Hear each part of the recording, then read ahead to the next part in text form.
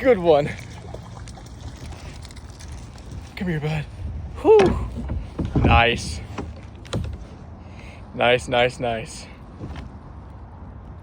Oh man. I had a feeling about that spot. I really did.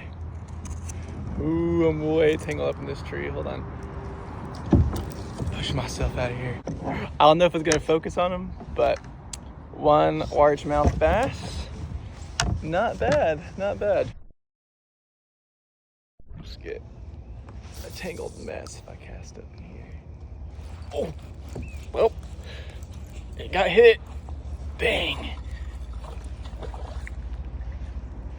Not a bad one either for this pond. Oh, goodbye, rod. Gotta start remembering to do that. All right, nice. I mean, he was sitting way up in these weeds up in here. That is crazy. Ooh, this dude's taking some damage in the past too. Turn around so you can see it. You can see on his side there, he got hurt a little bit. But it's healed over, or it's healed a little bit.